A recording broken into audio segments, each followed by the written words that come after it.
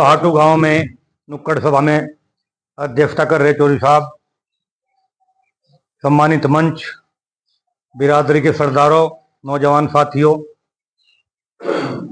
लगभग 1 वर्ष पहले जाट महासभा की अध्यक्षता की कमान भाई धर्मवीर भाड़ी और एक प्रतिज्ञा की कि अगर मुझे अध्यक्ष बना रहे तो समाज के लिए कुछ काम करूंगा और अलग हटकर काम करूंगा, क्योंकि नहीं तो हम तो ठल्ली रह करते। मैं साल भर में एक आधा कार्यक्रम कर लिया, बालक को कुछ काटने से कहा और नमस्ते कर ली। खैर, एक शुरुआत हमने करी कि हर महीने हमने एक ब्लॉक पर मीटिंग शुरू करी और उसमें अपने बुजुर्ग जो है हमारे 80-85 साल के, उन्हें सम्मान करने का काम बेड़ा उठाया। इसके अलावा जो है जो मेधावी या प्लेयर बच्चे थे उन्हें भी प्रोत्साहित किया। साथ साथ अध्यक्ष जी के दिमाग में एक बात आई कि भाई 10-15 साल पहले यशपाल मलिक जी ने बीड़ा उठाया था आरक्षण का और केंद्र वो हमें मिल भी गया था, लेकिन बहुत जल्दी 2-3-4 महीने के अंतराल पर ही सुप्रीम कोर्ट में कुछ लोग हमारे खिलाफ चले गए और वो आरक्षण हमारा खत्म हो गया।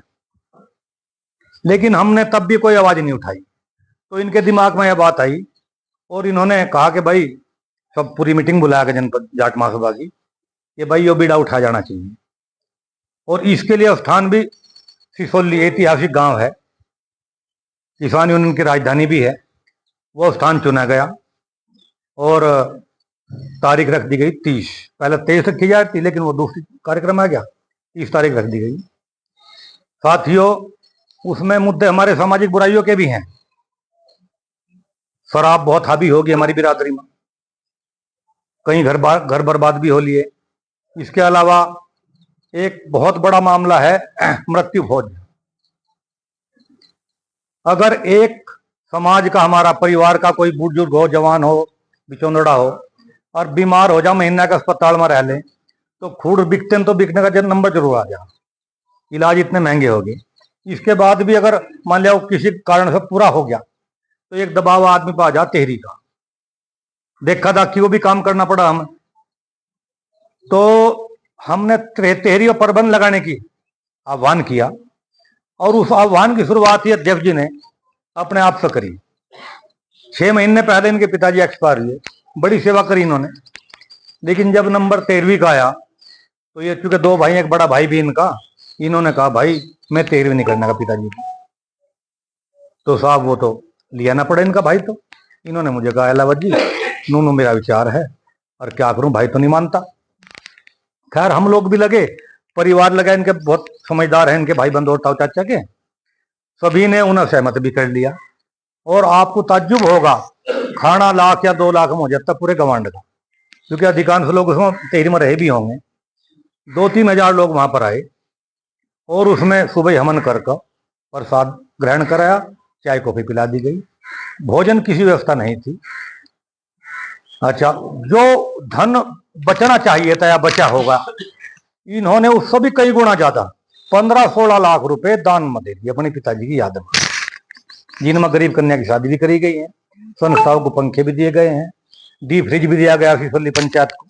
ऐसे इन्होंने जो पिताजी की याद में कर दिया। उसके लिए जो है मुजफ्फरनगर जनपद में एक दिनेश सिंह डीएम रह गए, बाद में कमिश्नर से रिटायर हुए।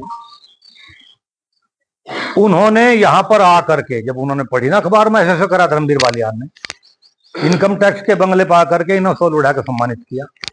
और दैनिक जागरण जो अखबार आप लोग पढ़ते हैं, उसके पूरे भारत में जाता है अखबार, 17 भाषाओं में ऑडिट वो छपा कि एक बहुत महान आदमी ने जो सक्षम और संपन्न था, उसने अपने पिताजी की याद में तेहरी नहीं करी, दान पुण्य करा। उपराष्ट्रपति धनखड़ जी हैं, उनका भी पत्र आया कि धर्मवीर जी आप महान हैं, आपने शुरुआत करी। और ये शुरुआत को देखा दाखी भी बहुत सारे लोगों ने इसका अनुसरण किया। इसका फायदा ही है, गुज्जर समाज हमारे बहुत आगे हो गया, सुबह 9 बजे अमन करें, 10 बजे तीसरी कर लें। भला जी, इस तरफ आपको आना पड़ेगा। ये तो रिवाज है, वक्त के अनुसार बदलने चाहिए। हम छोटे थे 3 दिन की बारात होकर थी, इसके बाद 1 रात की आ गई और अब घंटों की आ गई, क्योंकि वक्त की जरूरत है। हर घंटे भी भर भी थमते नहीं आदमी। आप ये लगा लो, रात का ब्याह हो तो शाम के सुबह तक घर घर के रह जाए रिश्तेदारी, कोई रहता ही नहीं। तो साथियों, इन चीजों पर आपको ध्यान करना पड़ेगा। इसके अलावा दहेज का मामला बड़ा उड़ब्बा हो गया कि अगर लड़का किसी का चौकी नौकरी पर तो इतना बड़ा मुंह हो जा भला जी, उस तरफ भी ध्यान देने की जरूरत है। एक सबसे बड़ी समस्या है कि समाज में पता नहीं क्या मामला बना, तलाक बहुत होने लगे। पहला तकरार भी हो जाता लड़का लड़की में, और सालों सालों अपने घर भी बैठी रहे थी, लेकिन ये फिसाद नहीं जोड़ते। अब तो महीने 2 महीने में कुत्ते के पद जा, और सब पीड़ित हम ही हैं, सब समाज के लोग हैं। तो इस तरफ भी ध्यान देने की जरूरत है। तो संगठित होकर कहीं ना कहीं दोनों परिवारों को समझाया जाए, जिससे ताकि दाम्पत्य आगे चल जाए। इन बातों पर तो विचार सारा होना ही है। लेकिन बहुत बड़ा गहन मुद्दा है आरक्षण का, जो हमारी बिरादरी से देने के बाद भी छीन लिया गया। बहुत जोर पड़ा जब ये भोजन आगे आ गया हो, और फिर इसके बाद कोई उठा ले जाए बगैर खुआए। उसी का शिकार हम लोग हुए हैं। और ये सारा षड्यंत्र था। ये मुकदमे दायर करे गए हैं, किसने करे वो बात अलग है, लेकिन जब मिल गया था तो मिल गया था। लेकिन जब हुआ, अगर नहीं देना तो जो हमारे इक्वल बिरादरी हैं, गुज्जर हैं, यादव हैं, अहीर हैं, उनसे भी हटा लो। वे हमारे से बहुत आगे निकल गए, क्योंकि अधिकांश नौकरियां केंद्र में निकलती हैं। 708 लाख नौकरियां हर साल केंद्र सरकार निकालती है। प्रदेश में 50,000 से लाख तक निकला। 69 बिरादरी, अगर उस 27% के आरक्षण के दायरे में जाट समाज आ गया, तो मुझे पक्का पता है कि आज एक गांव में पुलिस में जा रहे मान लिया 5, 7, 10 लड़के, उस टाइम पर 50 से 100 नौकरियां गांव में हर साल आएंगी, और जाट समाज का उद्धार हो जाएगा। और वो तब संभव है जब आप सिरों की लड़ाई है, इन सिरों को जोड़ लो भाइयों। जब चुनाव हो, जब अपने ढंग से प्रधानी लड़ लो, जिला पंचायत लड़ लो, कुछ भी लड़ लो, लेकिन ये मुद्दा किसी एक आदमी का नहीं, ना ये राजनीति का है मुद्दा। ये तो जाट समाज के लिए काम कर रहे। और एक बहुत बड़ी बात आप लोगों को बताना चाहता हूं कि आप धर्मवीर भाई से सब वाकिफ हैं, ये